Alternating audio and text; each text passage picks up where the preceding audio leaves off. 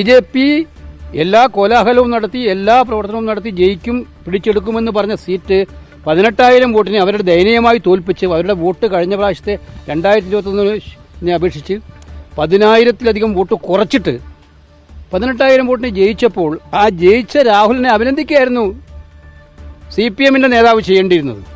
അതിന് പകരം അതിനെ അപഹസിക്കുക, എന്നിട്ട് പറയാം അത് വർഗീയതയുടെ വിജയമാണ്. വോട്ടിന്റെ കണക്ക് നോക്കിയാൽ അറിയില്ലേ? പാലക്കാട് മുനിസിപ്പാലിറ്റിയിൽ 4,800 വോട്ട് വിജയിക്കുന്നത്.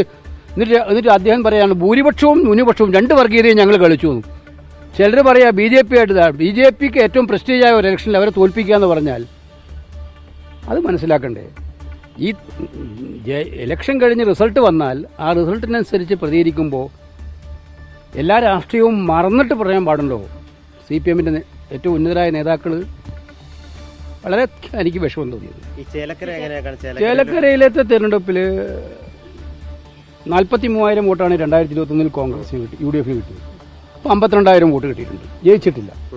ജയം തന്നെയാണ്. ഞാൻ അതിനകത്ത് ചേലക്കരയിലത്തെ UDF-ന് പരാജയമാണ് എന്നുള്ളത് ഞാൻ സമ്മതിക്കും. പക്ഷേ പെർഫോമൻസ് വൈസ് നോക്കിയാൽ കഴിഞ്ഞ പ്രാവശ്യം 81,000 വോട്ട് കിട്ടിയ CPM ഇപ്പോൾ വന്നിരിക്കുന്നത് 62,000 വോട്ടിലേക്കാണ്. ചെറിയ വോട്ടല്ല കുറഞ്ഞിരിക്കുന്നത്, വലിയ വോട്ടാണ്. ഞങ്ങൾ 10,000 വോട്ട് കൂടിയിട്ടുണ്ട്.